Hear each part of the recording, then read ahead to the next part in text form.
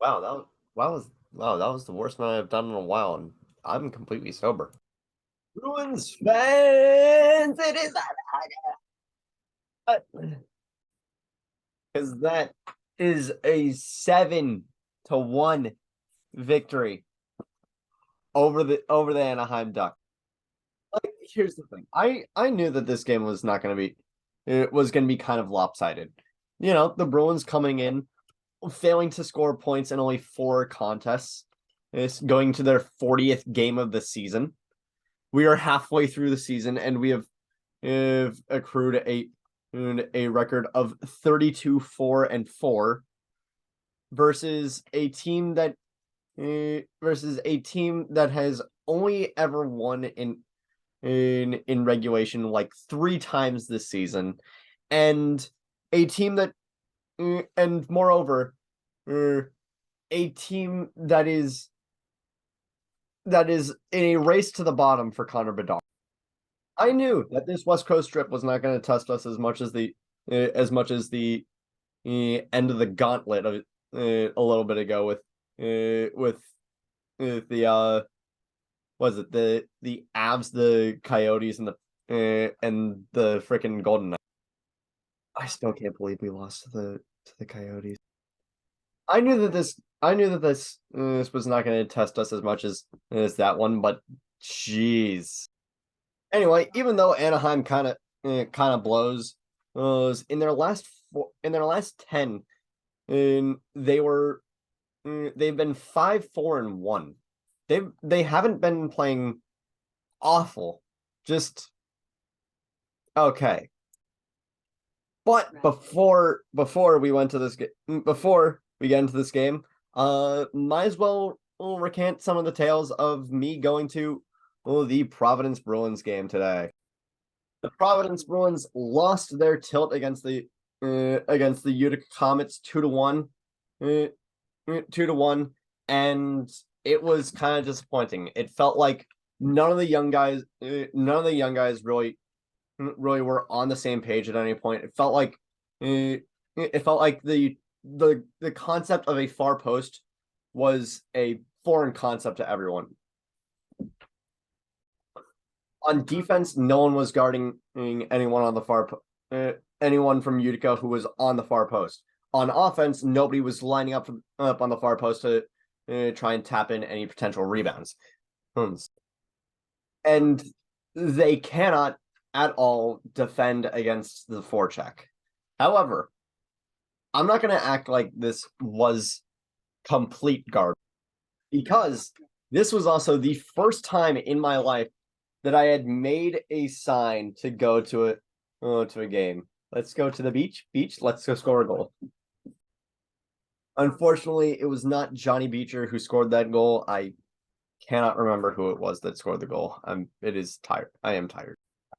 But before the game, I did go up to the ice with that sign, and Beecher gave me a smile, a head nod, and had his buddy crush him into the wall, and then flip me a puck.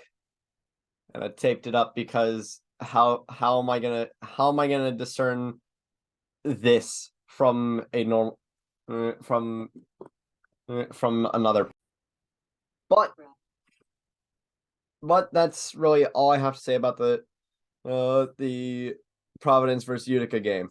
Young guys need to get a little bit better at getting at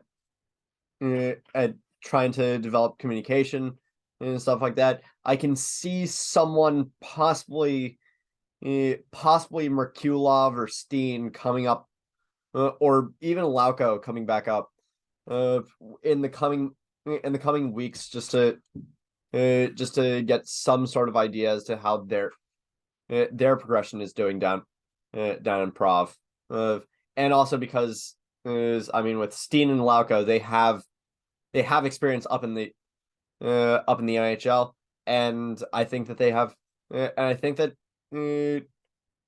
I think that there's something to be desired in them.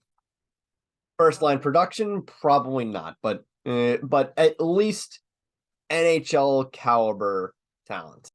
Either way, first period puck drops uh, and and as is almost routine nowadays, Bruins fans have pretty much swarmed opposing ice. Like I love the fact that that Bruins fans travel so well. It's the only thing that is frustrating about it is the fact that because because the Bruins play so well and travel so well and have the best fans in the league, hands down the best fans, hands down the best fans in the league. Now it is pretty much impossible to find tickets to Bruins home games for less than $100 a piece. And that's not exactly the frustrating part. The frustrating part is that despite all of this newfound revenue with the team being insanely good now, they're still not going to sign. They're still probably not going to re-sign Pasternak, or maybe they will. Maybe they won't. Maybe they will. Maybe they won't. Maybe they will. Maybe they won't. At some point in Sweeney, you got to make up your mind. Like here's the thing about Don Sweeney. He is in terms of making trades, he's not awful. I mean, shoot, we got Coyle out of him. We got Hall. We got freaking Lindholm. I'd say that's a decent resume in terms of what you get back in trades. In terms of signings though, I don't see why he's I don't see why anyone has any sort of faith in him. But it doesn't matter because off the bat, Pasternak scores a beauty of a short sider off a Krejci feed from behind the net to put the Bruins up 1-0, and it's insane. This man has scored 30 goals in 40 games, and he's not even done for that. Almost immediately, the Ducks almost score a goal, but the goal ends up coming off its pegs, and we end up standing in review for like 3 minutes for it's waiting for them to say, yeah, the goal came off the pegs. Like everybody could see that the goal was coming off its pegs before the end of before the puck crossed the line, and it's not like oh we did it to stop, we did it intentionally to stop the play. No, that puck was not going that goal was not intentionally knocked off its pegs, and even then, look at the final score. That goal would not have meant anything. But Pasta decides to thank Krejci for the goal that he gift wrapped him, and decides to return the favor after Zaka backhands the puck to behind the net.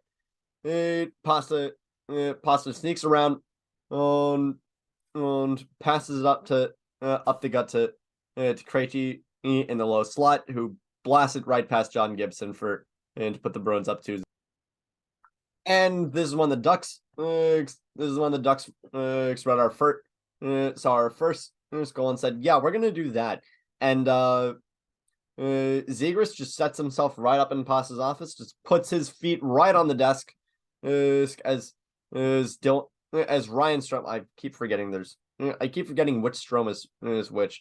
Ryan Strome from behind the goal line and outside the trapezoid, and passes it up to Zegras, and he one times it. Like the thing about this is that usually when Pasta gets a one-time goal from that spot, it's usually from across the ice or going diagonally down from him onto him. This one was going like straight up.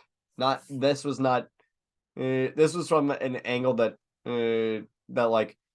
I would see Pasta sooner settle the puck and then shoot rather than just one time from this one. And almost immediately after, we get a fun shouting match uh,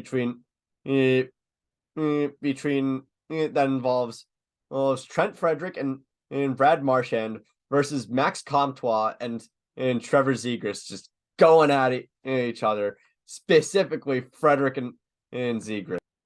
And look, Trevor Zegras is a game warping talent. The stuff that that kid is able to do is just incredible.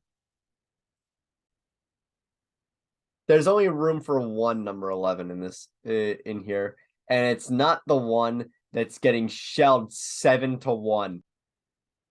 Anyway, second period starts, and its puck drops, and Ryan Stroma ends up going for tripping late in the not late in the period, about halfway through the period, and early halfway through the period, and Ryan Stroma ends up going for tripping, and Pasta fires on net. After like 5 seconds, the puck squirts back out to him amidst the struggle, and he just pots it again and he just pots it for the first to put the Bruins up 3-1 and for his second goal of the night. But don't hog all the oxygen in because it is right off the face off. Grizzly pass. This is right up to Pasternak, who's got absolute daylight ahead of him, and he pump fakes Gibson, and for the first time this season, we have a hat trick, folks. Honestly, I did not expect for it to take this long for the Bruins to get a hat trick, but at the same time, I'm so happy that it finally happened. And in this single game, David Pastrnak, with these 3 goals, put himself as second in the league in goals scored, with 1 behind Connor McDavid. When you are 1 behind Connor McDavid in pretty much anything, you know you are in almost you are in pristine territory. Period 3 starts, and Marchand and Freddie on a 2-on-1 and going back. Marchand and passes to Frederick a little late. Well, I think Klingberg is on the ice trying to defend it. And as they go past the net, freaking Gibson is so far out of the net that all Marchand has to do is just take the puck and wrap around and to put the Bruins up 5-1. And then Lindholm gets in on the action, getting and going his revenge game to put the Bruins up 6-1. Just a shame that Eero Vakanainen did not score a goal in this one. He still has not scored a single goal in the NHL. I remember that time he did. I remember that time where he scored a goal in the NHL, and then I think it bounced off Foligno, so they ended up crediting Foligno with the goal when it should have been Vakanainen. But that doesn't matter. We're into the Ford F-150 Final 5, and Charlie Coyle with, oh my God, this is such an amazing goal. Well, like, I know Charlie Coyle is probably the best at puck management in on our team. That dude is like so amazing with puck control, and he just dangles his way past the Ducks. He pretends to go. He fakes going around, so Gibson lets his guard down, and Coyle is like, "Oh, you missed something," and just reaches back and pots and just tucks the goal in and to put the Bruins up 7-1. This was an incredible game from the Bruins. And unfortunately, we don't get another Bruins game until the 12th. So that's going to be a while. I'm also not I'm also not putting too much stock in this game because because again it's a game against the Ducks. They cut it's kind of their job to suck right now, but at the same time, it's just fun for this to be the case. Anyway, I think that is gonna end it for me tonight. Thank you all so much for watching. Like button, subscribe button. Most recent video down there is my Twitch and Tampa Bay Thrives. I will see you guys again on I don't know when. Take care.